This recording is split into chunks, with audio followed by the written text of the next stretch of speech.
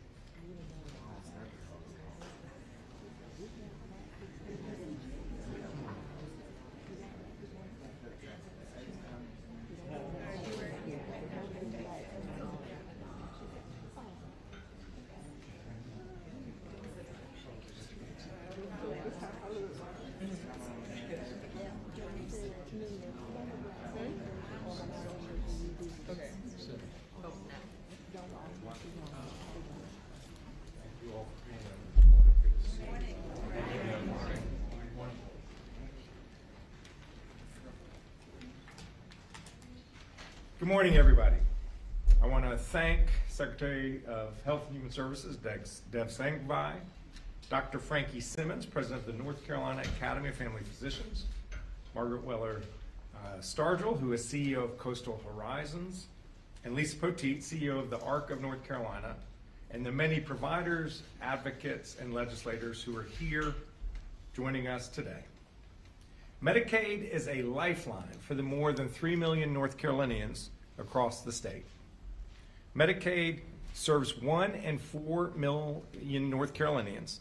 It is the difference for those people between being able to go to a doctor's office to get better and being denied critical care because it is too expensive. For months, the General Assembly has failed to fully fund Medicaid, forcing cuts to provider rates and leaving people and providers stressed and vulnerable. The legislature's continued inaction left healthcare providers with few options, so impacted families and providers took legal action. And the result of those court cases have led us to today. North Carolina is now restoring provider rates to their September 30 levels, the rates before the cuts were enacted, so that patients can continue to receive the care that they need and deserve. So what happened? What changed? I'll talk about that, but first, some necessary context. For 6 months, the General Assembly was warned by DHHS time and time again about the impending Medicaid funding shortfall, and that without more funding, the legislature would force substantial rate cuts onto healthcare providers. What was incredibly frustrating was that both chambers in the legislature agreed that more funding was necessary. They even agreed on the amount of money that was necessary. But they failed to act in August. They failed to act in September. They failed to act in October. And they failed to act in November. Instead of providing the funding that both chambers knew was necessary, they allowed unrelated budget disputes to get in the way of doing their jobs. Their failure forced these cuts, which are causing real and damaging impacts on people's health and well-being. Their failure is irresponsible and callous, and it's infuriating because all of this was absolutely unnecessary. All they had to do was their most basic and important job: pass a budget. Understand that only one state's legislature in this entire country has not enacted a budget. That's North Carolina's. Just as the General Assembly's failure to act forced not only DHHS's hands on rates, it forced patients and providers. A number of them have taken legal action to protect patients. In the first 2 cases, courts have ruled for the patients. 3 more cases have already been filed, with even more waiting in the wings. DHHS can read the writing on the wall. So the department is restoring all provider rates to where they were on September 30th before the cuts took place. That's what's changed. Here's what has not changed. Medicaid still does not have enough money to get through the rest of the budget year. And that is even clearer now that we're nearly 6 months into this fiscal year and we can see how Medicaid spending is actually tracking. Without additional funds, Medicaid will run out of money in the spring, which would be absolutely devastating, not only to Medicaid patients, but to the entirety of our healthcare system. Secretary Sangvai will speak to some of those consequences which we cannot allow to happen. Everyone here and the 3 million North Carolina Medicaid recipients and their families are counting on the General Assembly to step up and fully fund Medicaid. Legislators have said over and over that they will fund Medicaid. It's time to stop talking about funding Medicaid. It is time to start funding Medicaid. It's not about politics. It's about saving people's lives. I urge the General Assembly, come back to Raleigh and do your job. Make Medicaid whole, pass a budget, and join us in standing up for people's health care. I'll now invite forward Secretary Sangvai. Thank you, Governor. Good morning, everyone. It's great to stand shoulder to shoulder with many friends and colleagues around this important issue. My top priority since taking this job was to increase access and ensure that everyone can have access to quality, affordable care here in North Carolina when they need it. And without additional funding from the General Assembly, this priority in the entire Medicaid program is at risk. Our projections show, as the Governor outlined, that Medicaid will run out of money before the end of the fiscal year. And because Medicaid is such a critical part of North Carolina's system of care, it's going to impact everyone. The entire state is at risk. Without full funding, vulnerable North Carolinians, children, seniors, veterans, people with disabilities could lose access to care that they rely on. We face the prospect of further destabilizing our healthcare system with devastating financial strain on providers. I want to be clear about what's at stake if Medicaid isn't fully funded.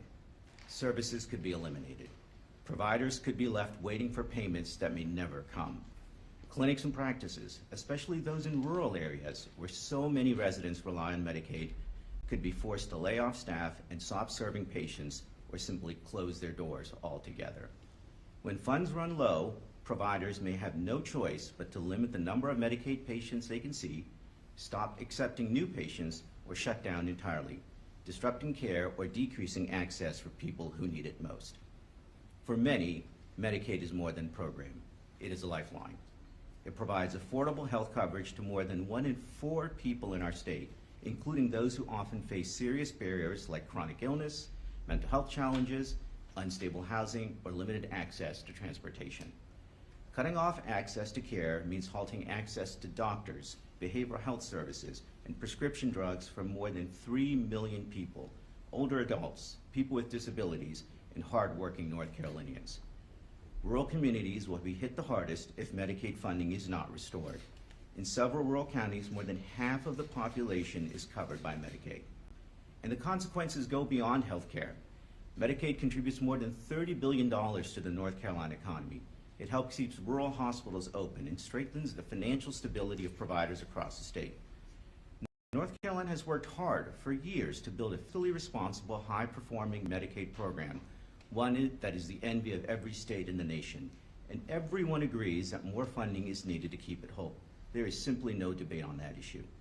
Underfunding this program can have serious consequences and put at risk many people in North Carolina. Right now, we need the General Assembly to fund Medicaid in the best interest of our state's health. Let's do what's right and ensure that Medicaid continues to support the health and well-being of everyone in North Carolina. Thank you. I'm now going to turn things over to Dr. Simmons, who can give you a better explanation of what the real impact is on providers.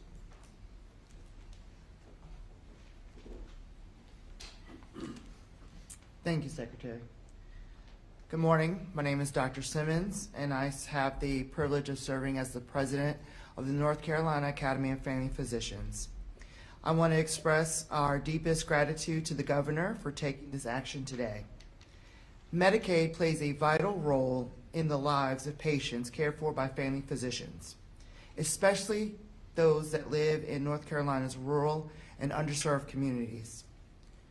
The proposed cuts would have been devastating, threatening the stability of primary care practices and limiting access for every patient that we serve. Currently, Medicaid accounts for about 25% of patient visits seen in family medicine practices, with that number even higher in rural areas.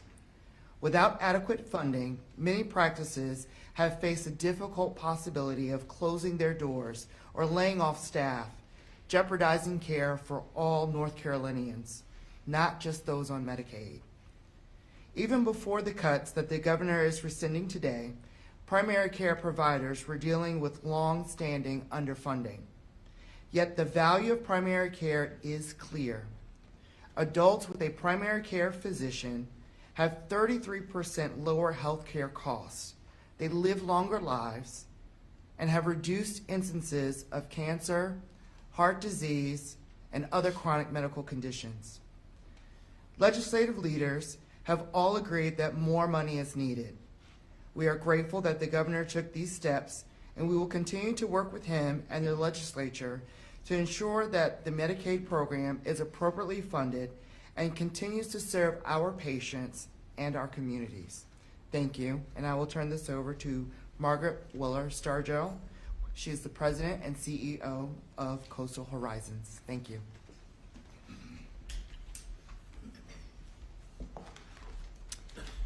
Good morning.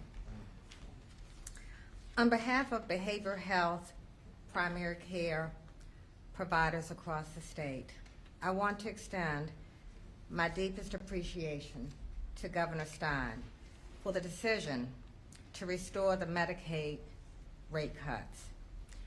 North Carolina behavioral health agencies have been grappling with 3%, 8%, and 10% rate cuts since October that have impacted our staff, our services, but most importantly, the people we serve. Our state already faces serious challenges in finding enough physical and behavioral health Medicaid providers to meet the needs of our fellow North Carolinians. It is important that we restore this funding, and I'm thankful that we have been able to do that for today. But as Governor Stein said, we can't just talk about funding Medicaid. We need to fund Medicaid. Those of us who provide Medicaid behavioral health services struggle to recruit and retain staff to do this important work. And these cuts have exacerbated these challenges. Many agencies have already lost staff, forcing them to reduce services, while other agencies have had to eliminate services, or even worse, some providers have made the difficult decision to stop taking Medicaid clients. The reimbursement of these Medicaid rates, the reinstatement of these Medicaid rates, comes at an incredibly important time, as the holidays can be very difficult for many people during the holiday season who are dealing with behavioral health needs. We are so grateful to Governor Stein for ensuring we can continue to provide the services that are needed to keep our citizens healthy and safe through this holiday season and into next year, and we need for it to continue beyond next year. We now look forward to continuing our work in partnership with the North Carolina General Assembly to ensure that full Medicaid funding will be available through the end of the fiscal year and beyond.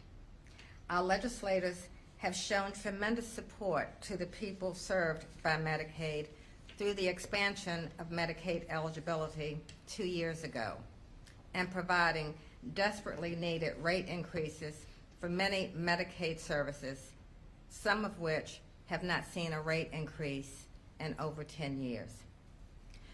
We greatly appreciate the ongoing support of the Medicaid services and remain confident that they will make sure Medicaid remains strong in support of North Carolinians. I thank you for the opportunity to be here today, and again, thank you, Governor Stein, for removing these cuts and standing in support of all Medicaid providers in our great state. It is now my pleasure to introduce Lisa Poteet, who is the CEO of the ARC of North Carolina.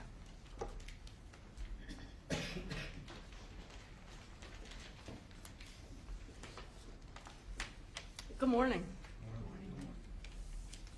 On behalf of the citizens of our state who happen to have intellectual and developmental disabilities and their families, I want to express our gratitude to you, Governor Stein, for your decision today on the Medicaid rate cuts. We appreciate your continuing commitment to people with disabilities and the supports and services that are so fundamental to their lives, to their health and well-being. Medicaid is absolutely necessary, critical for people with disabilities. A lapse or reduction in Medicaid funding affects people with intellectual and developmental disabilities in a wide variety of ways.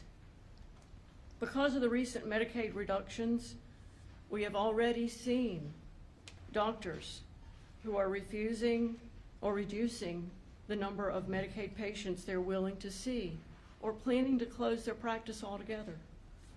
Community-based providers who are cutting services and supports. Direct support professionals who are leaving their jobs because they cannot afford to take a pay cut. And in turn, family members who are leaving their jobs because they have no staff support at home.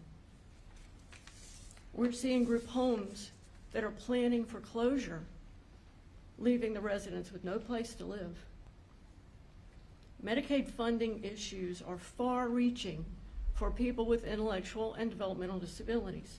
This group has the most numerous and complicated health disparities. People need daily supports through community-based services, residential services, employment services, and many people also need physical therapy, occupational therapy, speech therapy, specialized physicians, psychologists, and many others in the medical field.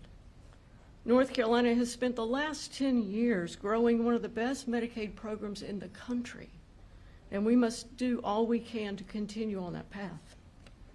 These services are instrumental in supporting people to become their best and live their daily lives.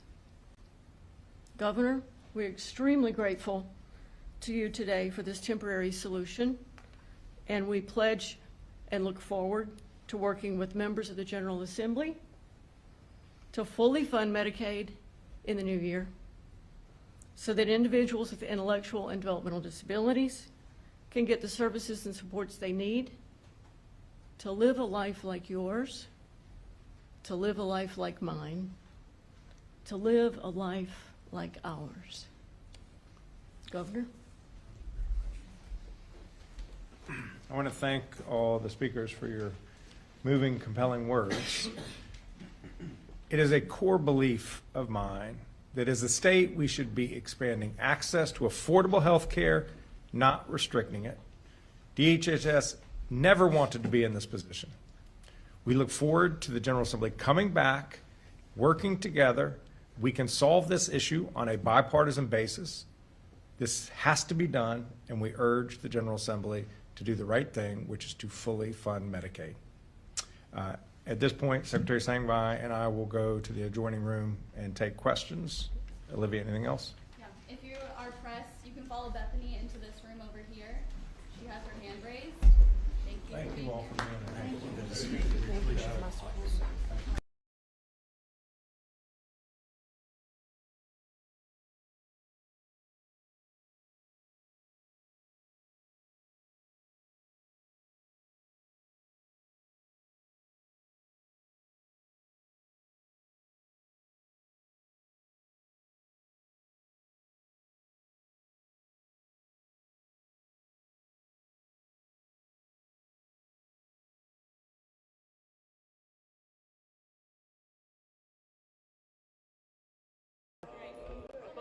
This fine? Perfect. Go ahead. Thank you. Sorry.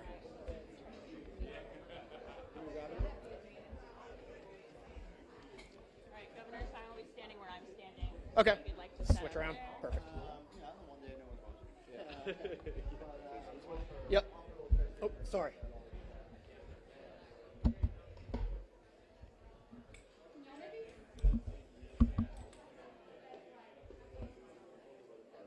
Check, check, check. Can y'all stand or like move back a little bit? Yep.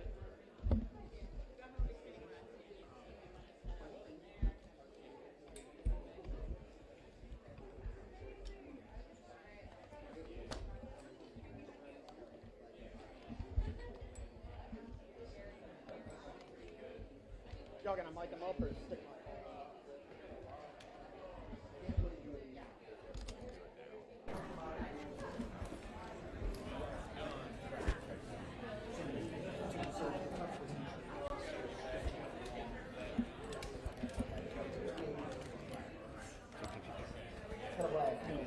I was gonna do one or the other, whichever everyone else is doing. I got a lobby.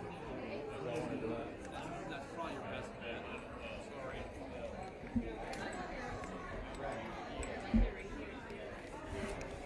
If y'all have stick mics, we prefer that. Okay. Check, check, check.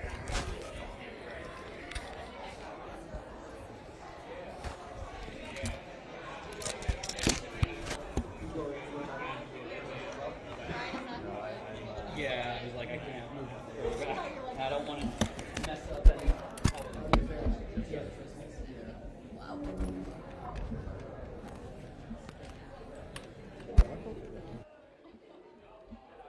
Yeah, I got 4 transients for you there.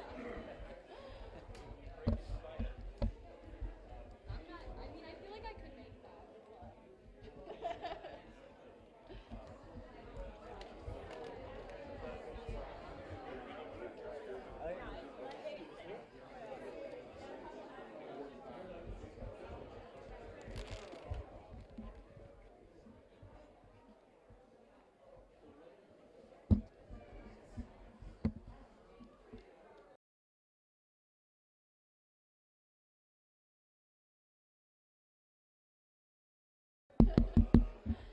One, two, three, four.